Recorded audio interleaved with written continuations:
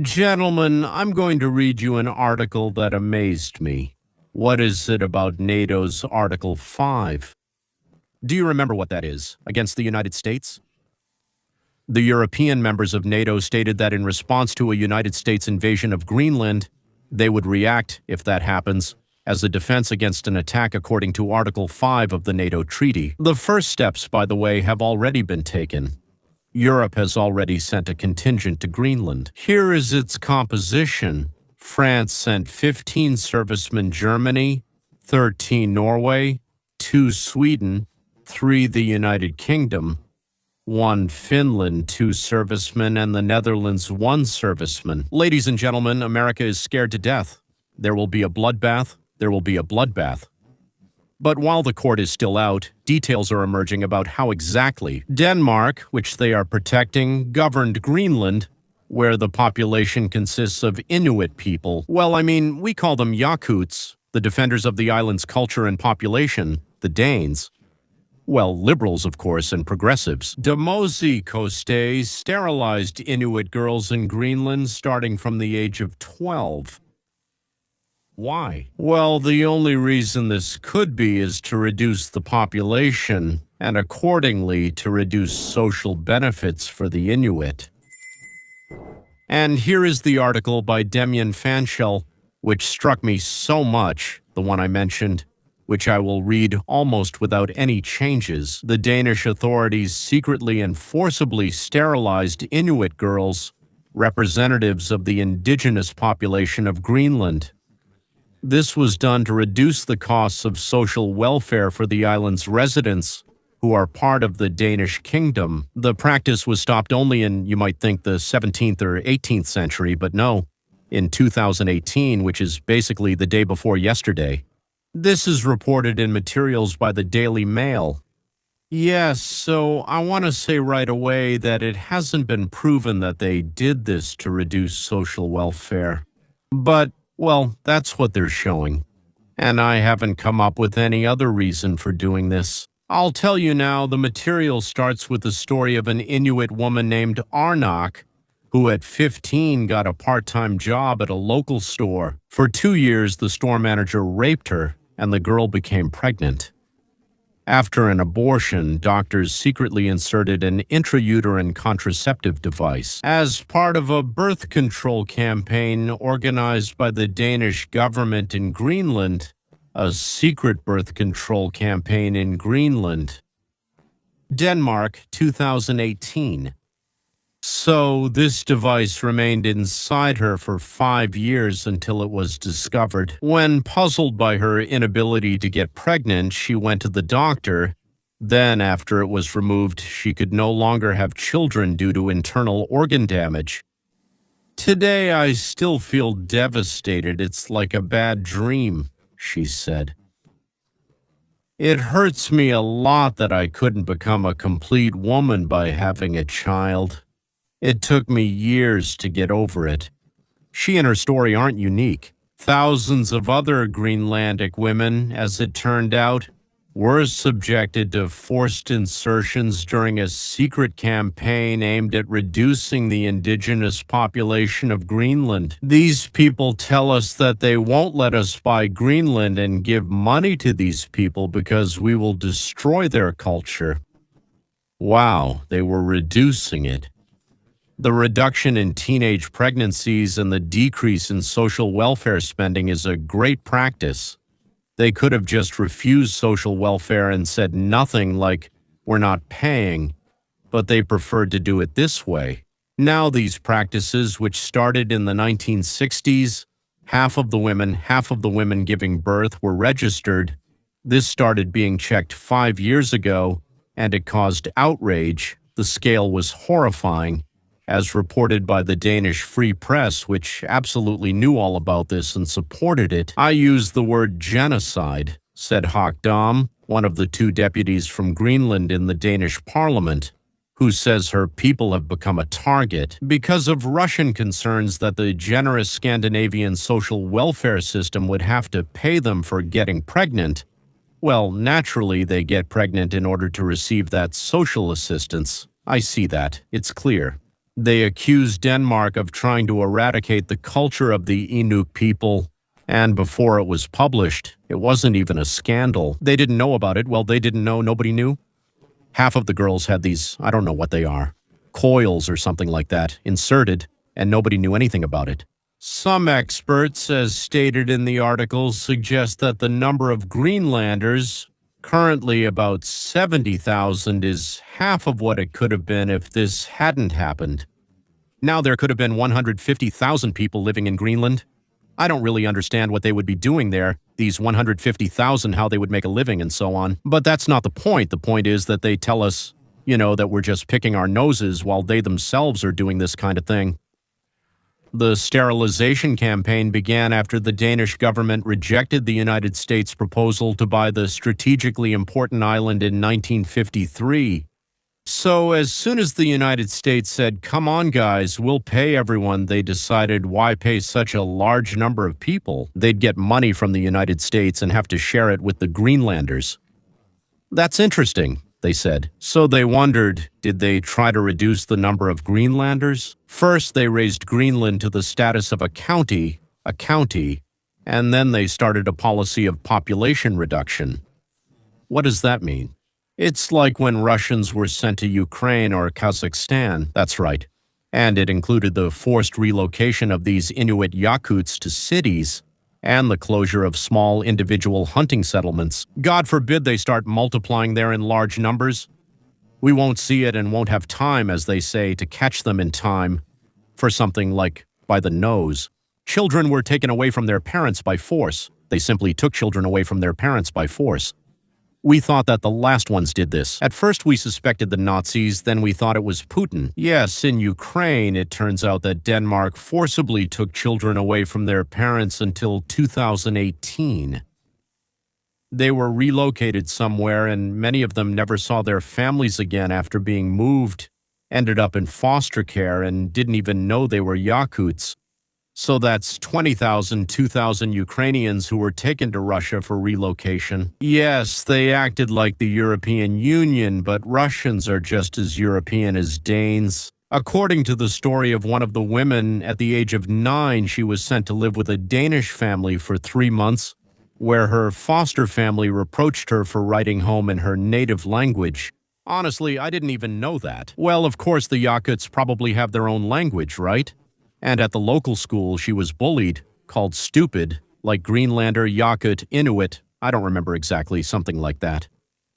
One recalls being forced to study her first 3 years at school in Danish from age 5, despite never speaking the language at home. Well, it's like with Putin, who came from Georgia and didn't know Russian, and he wrote in St. Petersburg, everyone knows this. I hope those said to be his parents aren't really his parents. He was born 2 years earlier than stated in the official biography, which is important. He moved from Georgia at 6, spent 2 years learning the language, and then his documents were changed. But we're not talking about Putin.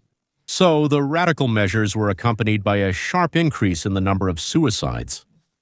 At one point, Denmark held the record for the highest number of suicides. Why did Greenlandic women commit suicide? However, the Danish influence did have some positive results. Among the Inuit in Greenland, the mortality rate decreased and the birth rate increased. Well, hospitals and so on were there, so in that sense it was positive, but now the ones being born in Greenland were not Inuit or Yakuts, but Danes who had been relocated there. They kept reproducing there, while the Inuit were given devices to prevent reproduction. By the mid-1960s, Greenland had the highest birth rate in the world, and a third of the children were born out of wedlock. How interesting is that even possible? When the socialists come, families fall apart right away, but also because they pay well when you have a child and there's no one to hold them back. The Danish authorities decided to launch a family planning campaign, which started in 1967. And so girls were sent to the doctors supposedly for a checkup and were stopped. With this very thing, I think it's called a UTI, they were often done without their consent, as it's written there. And I'll tell you this, it was generally done without their consent or without the approval of their parents. Moreover, they were given large modifications, which were meant for adults, for women who had already given birth. Well, it's just that when they were bought in large quantities, these were the cheapest ones. The study ruled out the use of pills on the strange grounds that Greenlanders couldn't be trusted to take them, since the lack of darkness in summer and camping at fishing sites doesn't encourage taking pills. They mean there's nothing to do at night since it's light, so they do something else instead. Kedvig Fredriksson, that means he was chosen. She was 14 years old, a naive virgin from a traditional village, and was at a boarding school 60 miles from home when the principal ordered a dozen girls from her dormitory to go to the hospital, she recalled. While I was sitting and waiting, the other girls were crying when they came out. I was very scared, but I can't remember anything except the tears because of the trauma, although I do remember the pain. After they inserted some kind of device into me, she felt violated, and it felt like rape. I felt ashamed. I didn't even tell my mom. Well, when I had my period, it was very painful. Let's not go into details about that and similar things. Complications like heavy bleeding, chronic pain, infections, and infertility arose, but no one addressed them. So, how much? This Hedvig is already 63 years old. Now, after 10 years, she still had that thing in her. She was luckier because she was able to have children, discovering after 10 years that she had this device inside her. Many girls were never able to have children, she said. By 1973, years after the forced sterilization campaign began, the Germans were still doing the same thing. And in the last year of official data collection, half of the women in Greenland aged 15 to 45 had these inserted. Here it is again. I think this is an intrauterine device. In Russian, for some reason, they call it VMS, but I'm not sure that's the correct name. It makes me so sad to think about how many more children could have been born in Greenland, said Susanna Tebbeson, who works in the prison service. They inserted these things twice, I don't know, like coils or something. She told me they put the first one in when she was 15, so the doctor put something in. He said something about a spiral, 8 liters 5, until she developed an infection in her ovaries and uterus, and then a year later, also secretly, after she gave birth, they put in another device. Look at how many doctors were involved in this secret operation, how many nurses were involved, how many people knew what they were doing, and knew that it was secret, confidential, and couldn't be disclosed. This was done to prevent the Yakuts from having children and to make the island Danish. It's simple. So the spiral.